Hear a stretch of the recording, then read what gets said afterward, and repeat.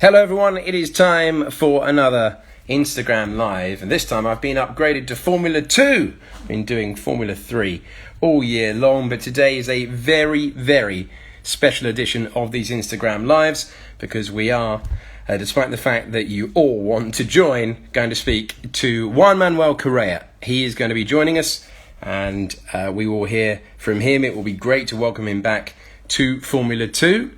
And he will be joining us in just a few moments' time. Hello to everyone joining, and I have to say, always makes me laugh all the time when we see everyone desperately trying to join at this stage.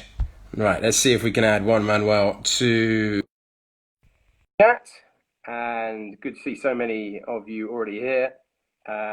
Your forehead wrinkles like an M. I know, my friend, I know. Now, Hello. bad abuse for me, I'm delighted to say that we are joined by JM. JM, it is brilliant to see you. Welcome back to Formula 2.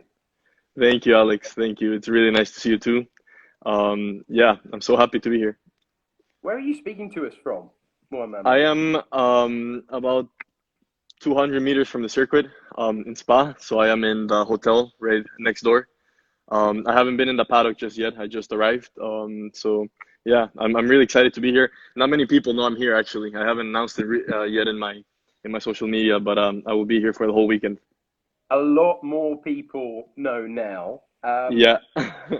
From my point of view, it's interesting that you've decided to come a long way from where you live. Can't be easy, given your leg and everything you've had to deal with. Why did you want to be here this weekend?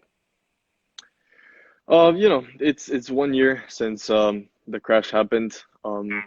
I felt it was a way for me to kind of close the chapter, but more importantly, to pay my tribute to Antoine. I haven't been able to do so properly from Miami, and it's been just something I've had pending. So, I just felt like coming out here this weekend. I got the invitation from F2 and I took it in a heartbeat. I'm happy to be here. I'm happy to see all the people from the paddock again, but it's also going to be a very sad and emotional weekend for me.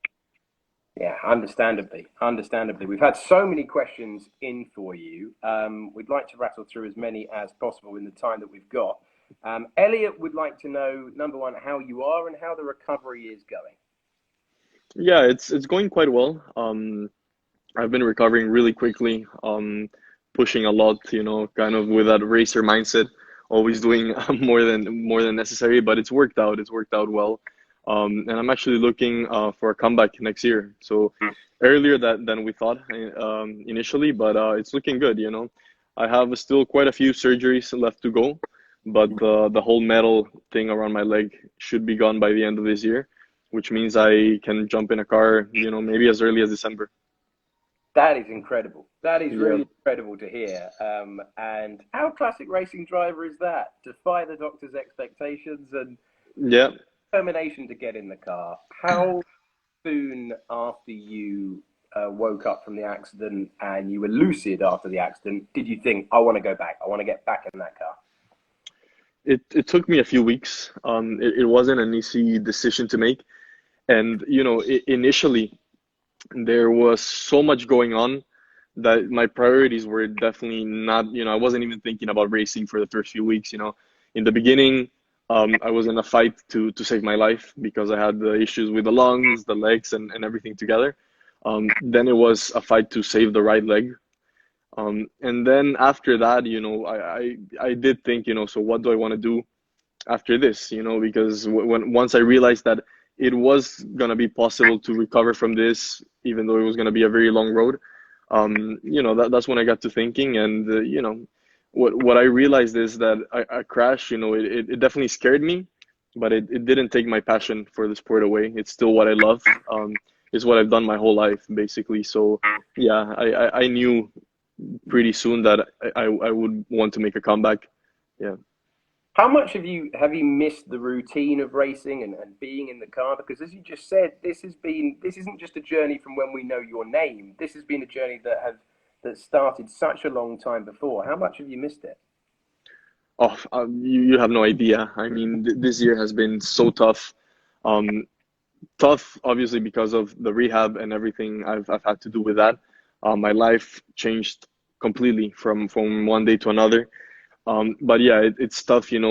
I've had the racing driver routine for the last 10 years or more.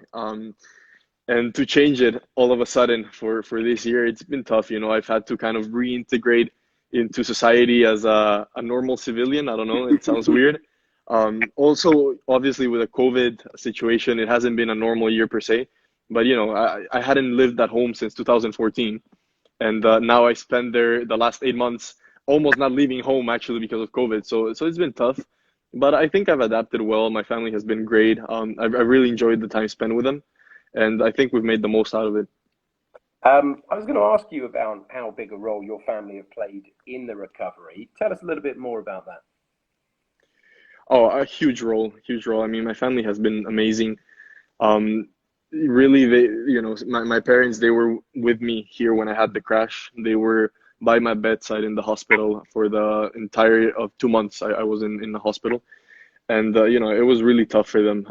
At some points, when I was in the coma, it was tougher for them than it was for me. I was not awake. So yeah, they had to suffer quite a bit, but they've been my rocks since the accident, and definitely without their support and the way they acted, probably I wouldn't be sitting here right now, and I wouldn't have had the great recovery I've had so far. Terrific stuff. Imbe Ini has asked, what's the hardest thing been about the recovery? What's the hardest thing? Probably mentally. First of all, it's really tough to be in a wheelchair, to not have a lot of mobility. Um, the pain definitely was the toughest part in the beginning as well. There was about 4 months where I was in constant pain, constant pain. And I'm not talking, about like a scratch. It was pain which I wouldn't be able to sleep. I was on heavy drugs every day. I kind of lost I lost myself with all the drugs I was taking. I couldn't feel emotions anymore. I was kind of like a robot. It was really tough. And I couldn't sleep. I was sleeping maybe an average of 1 or 2 hours per night for a few months. So that takes a toll on you mentally. That is so rough. Yeah. And then after, the good thing about recovery is that it gets better, and that's kind of my philosophy, how I've seen this whole thing is it can only get better from here. And that's what kind of has kept me afloat and sane in a way, and it has also motivated me to push and make the recovery as fast as possible. You're a mentally strong guy. For those of you who only heard about you after the accident, you're a very mentally strong guy before the accident, very confident chap. That was obvious before the events of last year. Have there been days, though, when you were like, why me? Why did it happen to me? Definitely, yeah. The hardest thing in the beginning, and I'm talking days after the accident, when I came out from the coma, and I kind of had to take it all in, it was just accepting it. First of all, accepting the death of Antoine. That was, it was like I was living in a nightmare. It's like you wake up in a nightmare, and you cannot believe that people are saying this is real life and this really happened. And then just accepting that such a crash in general happened. In our community, we never really think that crashes like this could happen. And on top of that, to happen to yourself, to me in this case, it was just like it was like it didn't feel like reality. But I think I did a good job in kind of accepting it quickly and kind of moving on and looking forward. Like I said, from what the doctors told me, many people that have traumatic experiences similar to this, they take some time to accept it, and they kind of feel self-pity, and self-pity only brings you down even more. And I was never in that stage. I never felt self-pity for myself. I was just like, okay, it is what it is. I saw the positives, because it could have gone much, much worse for me. I felt really blessed to be even alive. And I was like, let's make the best out of it. You spoke very movingly at the F2 prize giving last year about Antoine and the Hubert family. Tell us about the conversation you had with the Hubert family. Yeah, they were texting my parents, just days after the crash already, asking how I was. They were quite worried about me. His girlfriend, Julie, came to visit me in the hospital in London while I was in the coma. I actually have a picture of me full of tubes and sensors everywhere in a coma. She's next to me. So I think that really shows you the quality people they are, and why Antoine was such a nice guy. He was just really a genuinely nice guy. He was a good friend, even though in racing, we don't necessarily make friends with people we race against, but he was just an easygoing guy. I'm sure you know that, he was so cool all the time, really positive. So yeah, just quality people. That's all I can say. Well said, mate. Well said. We've had another question in about, has anything changed in your mind post-accident? I guess that's along the lines of, do you appreciate things that maybe you would have taken for granted in the past? Definitely, definitely. I think my outlook on life is quite different from where it was a year ago. Um, I felt like I was chasing this F1 dream for so long that sometimes you don't stop to think about the big picture, and that big picture is life. There's more to life than just racing. And this crash definitely made me think a lot about that. So yeah, I think it has made me grow a lot. I was already, I consider myself quite a mature person for my age, but now even more. I think I have a bigger picture of everything, and in a positive way. So I'm happy about that. Yeah, talk about character building. I almost you've got enough character as it is. It needs to chill out for a bit. I want to ask you.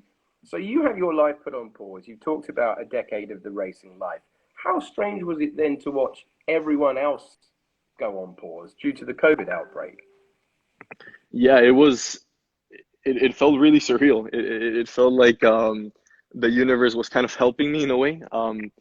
Not that I appreciate the COVID situation because it's been a pain also for my situation, with rehab and everything. But I think in a way it helped that the season got delayed a bit for me mentally because it would have been tough to see the season go on, February, March, etc. So I don't think I was ready mentally for it to start so soon. And then when it did start a few months ago, I think I was in a better place mentally and I was able to cope with it better. But yeah, it has been tough to see the people I was racing against race progress in the categories. But at the same time, it's giving me an opportunity to see for the first time everything from the outside, and it gives you a kind of a different perspective. In a way, some things are positive to do to see it that way. So I've just tried to make the best out of it and just keep up and see how it's going. Callum asked, were you able to enjoy lockdown? Sorry, to enjoy what? Were you able to enjoy anything in lockdown, or was it frustration that you couldn't continue in the way that you wanted? I enjoyed my family, definitely. I wasn't seeing them so much as I would have liked before, with all the racing, all the traveling. So just being with them for such a long time, I felt like I kind of reintegrated into the daily family life, which I hadn't done in more than 6 years. So that was a positive. I also, I had time for myself to explore other things I like, music. I started playing video games, which is definitely not something I would have ever done before. And I actually enjoyed them a lot. I raced a lot in the sim. So, I tried to find things that I was able to do physically because of the legs and then kind of explore that and see what other kind of pleasures I could find in life. Yeah.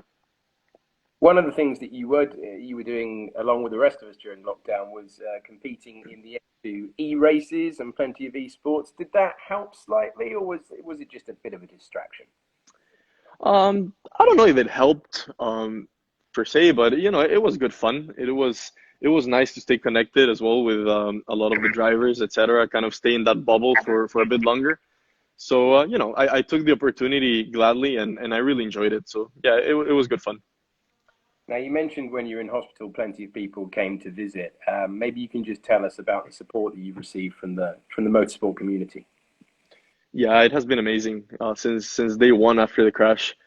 I feel like everyone has been behind me. It really showed, I guess, the type of family we are. We race against each other. It's a very competitive environment, but at the end of the day, it's a small world, and we're all in the same boat. So when something like this happens, you really see people come together. I had a lot of drivers, friends from the paddock come to visit me in the hospital. A few of them even came to visit me in Miami, which was crazy. And right now this weekend, I'm finally going to see a lot of them for the first time since the accident. So I'm really looking forward to that as well. Oh, that's great. That is great to hear. One of the things that I thought about and was asked a lot in the aftermath of the accident last year is how much a driver considers the danger. So I'd like to ask you directly, before the events of last year, did you ever directly consider the risk you were taking? To be honest with you, no. No.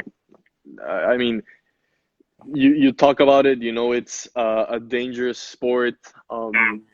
Everyone around you says it's dangerous. The fans say you're crazy for going that fast. But as a driver, personally, you never think anything can happen to you. You feel invincible.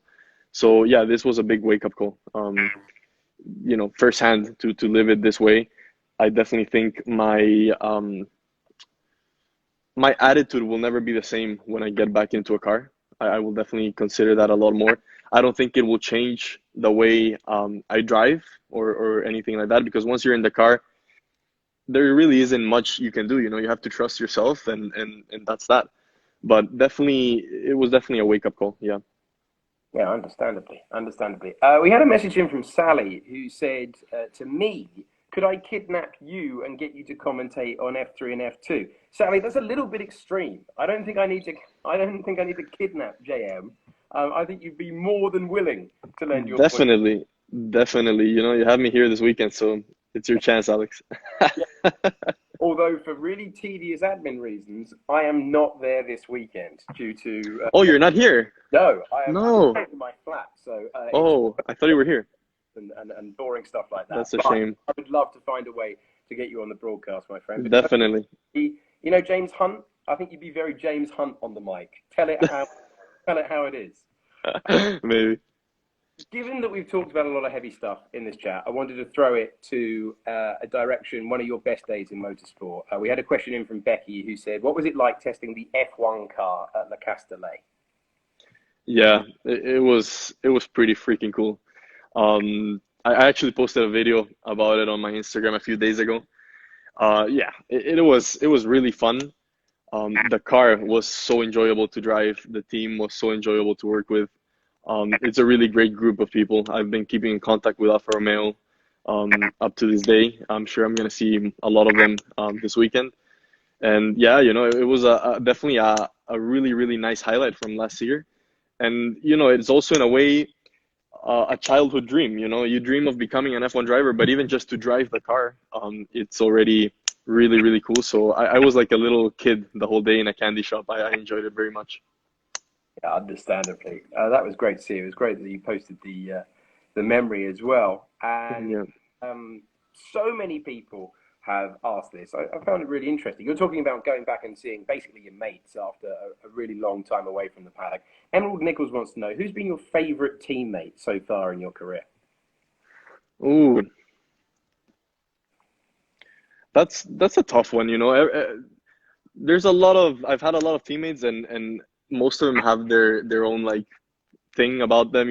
Why some are funny, some are they like to party sometimes. You meet different people, but I think one of the closest teammates and someone that I am still very close to this day is Yuri Vips, who coincidentally is racing here this weekend in F2. Yeah.